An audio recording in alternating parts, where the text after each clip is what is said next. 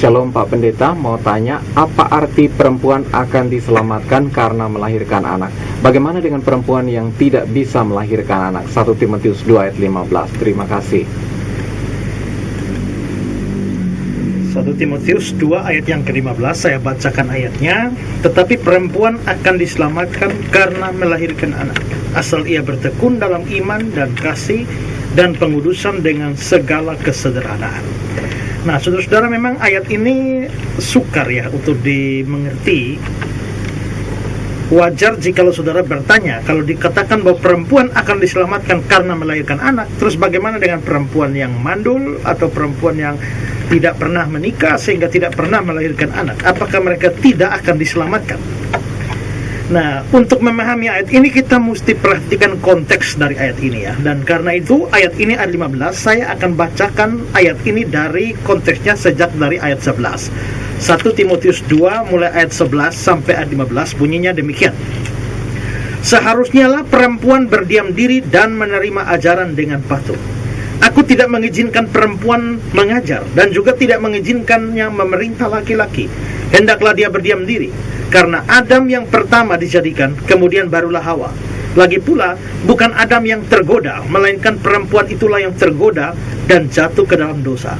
Tetapi perempuan akan diselamatkan karena melahirkan anak, asal dia bertekun dalam iman dan kasih dan pengudusan dengan segala kesederhanaan. Nah, kalau kita melihat ayat ini konteksnya sejak dari ayat 11 dan juga ayat yang ke-12 itu, di situ Paulus seolah-olah itu merendahkan perempuan. Kenapa? Karena perempuan itu dikatakan ya, perempuan seharusnya berdiam diri dan menerima ajaran dengan patuh. Dan Paulus tidak mengizinkan perempuan untuk mengajar menurut ayat yang ke-12. Aku tidak mengizinkan perempuan mengajar dan juga tidak mengizinkannya memerintah laki-laki. Hendaklah dia berdiam diri. Nah, mengapa sampai terjadi larangan semacam ini, saudara-saudara? Ini karena terkait dengan konteks pada zaman itu, di mana memang kebudayaan paternalistik itu begitu kuat, di mana laki-laki itu dianggap sebagai warga kelas 1, sedangkan perempuan itu dianggap warga kelas 2. Seringkali perempuan itu tidak dianggap ya, atau tidak masuk hitungan. Kita bisa lihat contohnya ya, di dalam peristiwa Batra Nuh itu ya. Ada 8 orang selamat, yaitu Nuh dan istrinya, lalu anak-anak Nuh, Sem, Ham, dan Yafet, dan masing-masing istri dari mereka, dari 8 orang. Tetapi yang disebutkan namanya kan cuma laki-laki, yakni Nuh, Sem, Ham, dan Yafet. Tetapi istri-istri mereka yang jelas adalah perempuan itu tidak disebutkan namanya. Lalu kita melihat di dalam kisah Yesus memberi makan 5.000 orang, lalu ada keterangan di sana tidak termasuk perempuan dan anak-anak. Berarti perempuan dan anak-anak juga ada, tapi tidak dihitung. Saudara-saudara Yesus yang dibicarakan di dalam Matius pasal 13 seperti adanya Yakobus, ada Yudas, ada Yoses dan sebagainya, tapi juga ada saudara-saudara perempuan, tapi tidak disebutkan namanya. Jadi memang kebudayaan paternalistik pada waktu itu menempatkan perempuan itu ada di bawah laki-laki dan laki-laki ada di atas perempuan. Dan karena itu maka kalau dalam kebudayaan semacam itu, orang tentu tidak bisa menerima kalau ada seorang perempuan yang memerintah laki-laki atau memimpin laki-laki atau mengajar laki-laki. Nah, sehingga apabila itu terjadi, maka berita Injilnya tentu akan ditolak. Berita Injilnya akan ditolak, sehingga lalu akhirnya demi penyebaran berita Injil yang dengan baik, tidak bertabrakan dengan kebudayaan pada waktu itu, maka Paulus lalu memberikan larangan kepada perempuan untuk mengajar. Ini sama seperti saudara ya, kita itu orang Kristen ini makan daging babi juga tidak ada masalah, bukan? Kita makan daging babi juga tidak ada masalah. Tetapi ada agama tertentu yang bagi mereka babi adalah haram. Nah, kalau kita mau memberitakan Injil pada mereka, tapi kita lalu ajak mereka untuk bicara tentang Injil di warung sei babi, nah jelas ini sesuatu yang menjadi salah. Karena itu lalu dilarang. Sebaiknya kalau memberitakan Injil kepada orang-orang yang merasa haram dengan babi, kita jangan memberitakannya di tempat makan yang ada kaitan dengan babi. Nah, itu seperti itu. Nah, karena itu maka larangan itu diberikan, sehingga perempuan dilarang untuk mengajar atau tidak diizinkan untuk mengajar laki-laki atau memerintah laki-laki, tapi perempuan hanya berdiam diri saja. Nah, mengapa sampai ada perintah begini atau larangan seperti ini? Karena konteks kebudayaan pada waktu itu. Nah, karena itu maka dari ayat-ayat ini ada gereja-gereja tertentu atau ada aliran-aliran tertentu yang tidak mengizinkan adanya hamba Tuhan perempuan, pendeta perempuan, majelis perempuan dan sebagainya. Menurut saya salah, karena ini terkait dengan kebudayaan pada waktu itu yang memang mengabaikan perempuan. Tapi kebudayaan kita kan sekarang tidak demikian, sehingga seharusnya kita tidak boleh secara hurufiah memberlakukan ayat ini pada konteks kita sekarang.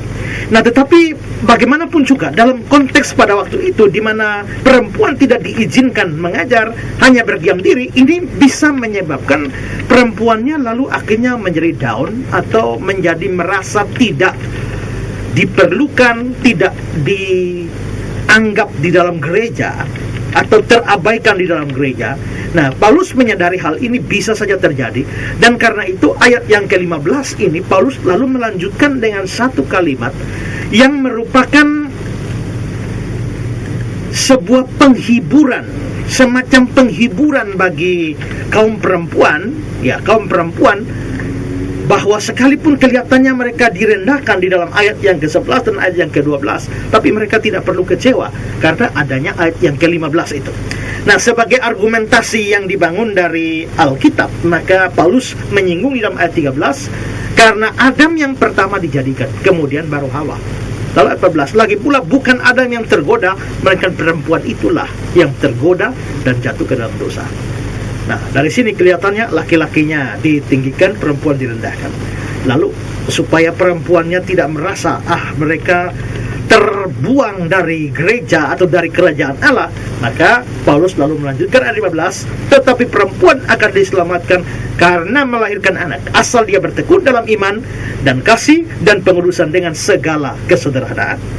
Nah, jadi di sini Paulus mengeluarkan perempuan dari aktivitas gereja di dalam ayat-ayat 11-12. Nah, ayat 15 ini menunjukkan bahwa takdir dari perempuan adalah aktif dalam kehidupan keluarga. Ada pandangan seperti itu. Nah, sehingga di sini kelihatannya semacam suatu penghiburan yang diberikan kepada kaum perempuan. Juga saudara, ada satu hal yang perlu saya jelaskan adalah bahwa sebenarnya di dalam teks ini, terjemahan Alkitab kita, terjemahan baru dari lain ini, ada sedikit kesalahan saudara ya, karena dia memakai kata ia di dalam ayat 15, tetapi perempuan akan diselamatkan karena melahirkan anak asal ia bertekun dalam iman. Asal ia, ya di sini dipakai ia. Tapi saudara, seharusnya di sini bukan ia, tetapi harusnya dalam bentuk jamak, yakni mereka. Kalau kita memperhatikan misalnya di dalam terjemahan bahasa Inggris King James, itu dia tidak memakai kata she, tapi memakai kata they. Sekalipun demikian, dia akan diselamatkan dalam kelahiran anak jika mereka terus dalam iman. Jadi bicaranya jamak. Juga di dalam terjemahan NIV juga memakai kata mereka, bukan ia, si, tapi they, mereka. Dan ini merupakan sesuatu yang penting di dalam ayat ini ya. Nah, seorang penafsir namanya Adam Clark, dia mengatakan jika mereka tetap. Nah, perubahan kata kerja dari bentuk tunggal menjadi jamak yang diajukan di sini ditunjukkan oleh sang rasul, maksudnya Rasul Paulus, untuk menunjukkan bahwa dia tidak berbicara tentang Hawa atau perempuan tertentu manapun, tapi tentang seluruh jenis kelamin perempuan. Jadi ini dipakai bentuk jamak, ini menunjukkan bahwa kata-kata ini berlaku untuk semua perempuan. Dan karena itu juga penafsir yang lain namanya Homer Kent Jr., dia mengatakan untuk menyelesaikan kalimatnya, Paulus memperlebar pemikirannya dari Hawa, ilustrasinya, kepada semua perempuan yang adalah subjek dari nasihat praktis ini. Nah, jadi ini memang ayat 15 ini lalu berarti bicara tentang semua perempuan. Tapi kalau begitu saudara, apa artinya ayat ini? Nah, sebagaimana saya katakan tadi, ini merupakan penghiburan untuk perempuan. Nah, seorang penafsir namanya Albert Barnes, dia mengatakan bahwa ayat 15 yang dimaksudkan untuk meringankan kekerasan terhadap perempuan dalam pernyataan yang baru Paulus berikan. Paulus baru mengatakan dari sudut penciptaan, perempuan tidak diciptakan untuk menjadi kepala. Dan dari sudut kejatuhan ke dalam dosa, perempuan dihukum karena pelanggarannya dengan keharusan tunduk kepada laki-laki.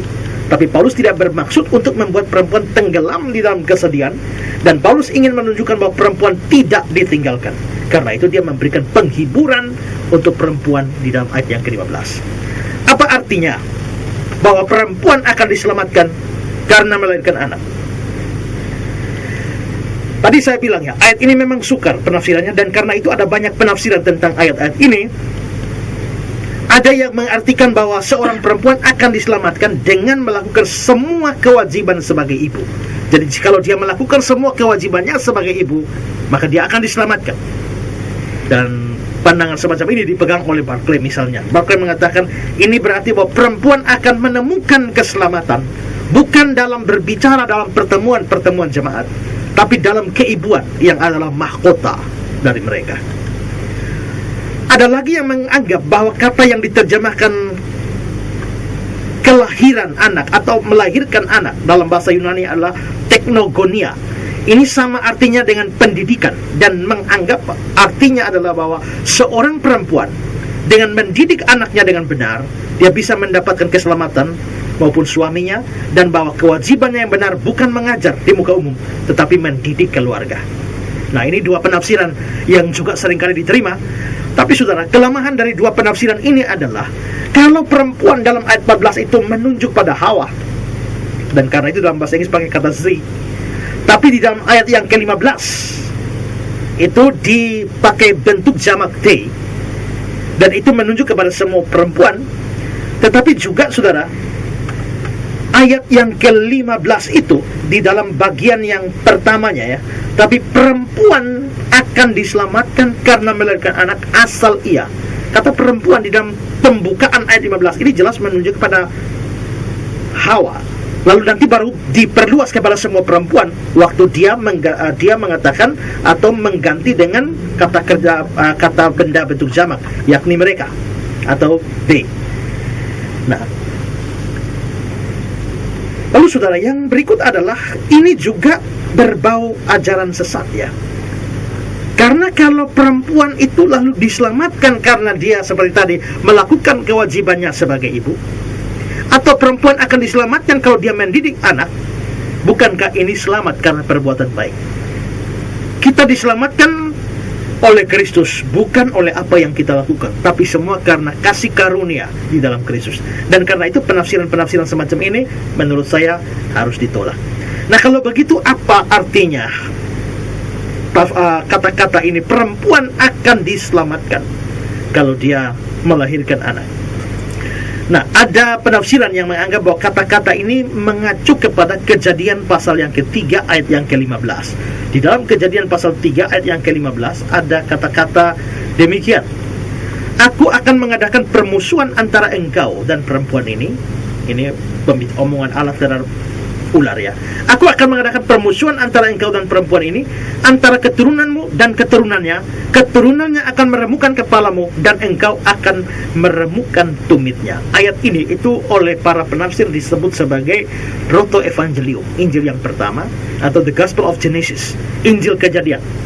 Nah, penafsiran ini mengatakan bahwa kata-kata dalam ayat 15 ini itu diarahkan kepada atau dihubungkan dengan Kejadian 3 ayat 15. Dan itu berarti bahwa perempuan akan diselamatkan melalui atau dengan cara melahirkan anak, dan anak itu dianggap menunjuk kepada Mesias sesuai dengan keturunan yang dibicarakan dalam Kejadian 3 ayat 15. Dan bahwa sang rasul bermaksud untuk menopang perempuan dalam kesedihan mereka dan dalam kondisi ketundukan, atau mereka tunduk dan merasa mereka lebih rendah, dengan menunjuk pada kehormatan yang diberikan kepada perempuan oleh fakta bahwa seorang perempuan yang telah melahirkan Mesias, yakni Maria. Nah, kehormatan ini secara khusus dan itu berada di atas laki-laki. Mengapa? Karena Mesias itu tidak mempunyai ayah secara jasmani. Jadi dengan kata lain, saudara-saudara, di sini mau mengatakan bahwa perempuan tadinya direndahkan, tapi perempuan tidak boleh merasa terabaikan, terpinggirkan dari kerajaan Allah. Hanya persoalan mereka tidak diizinkan untuk berbicara dalam pertemuan jemaat. Tetapi perempuan juga mempunyai nilai yang tinggi. Kenapa? Karena perempuan dipakai oleh Tuhan untuk melahirkan anak. Dan anak di sini, kalau mengacu pada Kejadian 3:15, itu bukan anak biasa, tapi itu menunjukkan pada anak atau Mesias. Seperti kata-kata Yesaya 9:5, seorang anak dilahirkan bagi kita. Itu pasti hanya menuju pada satu anak, yakni Yesus Kristus yang kita rayakan di dalam Natal. Karena itu maka sekalipun perempuan tidak berbicara dalam pertemuan jemaat, perempuan tidak boleh bersedih, perempuan tidak boleh merasa terabaikan, perempuan tidak boleh merasa tidak dipakai di dalam kerajaan Tuhan. Karena apa? Karena perempuan juga, semua perempuan harus bersuka cita, semua perempuan harus merasa tetap dihargai, dipakai dalam kerajaan Allah, karena fakta adanya perempuan yang dipakai untuk menurunkan Mesias atau melahirkan anak yang akhirnya menyelamatkan seluruh umat manusia. Yesus dilahirkan dari seorang perawan, dan Yesus mendapatkan hakikat manusianya dari Maria sebagai seorang perempuan, tapi tidak dari seorang laki-laki, tanpa campur tangan seorang laki-laki, sehingga dalam hal ini perempuan lebih tinggi dari laki-laki. Karena itu maka perempuan, tidak ada alasan bagi perempuan untuk merasa lebih rendah dari laki-laki. Ini hanya persoalan budaya pada waktu itu, konteks pada waktu itu, sehingga perempuan, Paulus melarang perempuan untuk mengajar atau bicara di muka umum. Nah, jadi ini kira-kira arti yang saya terima, sekalipun ada banyak penafsiran, tapi saya lebih condong kepada penafsiran seperti ini. Terima kasih penjelasannya, Pak.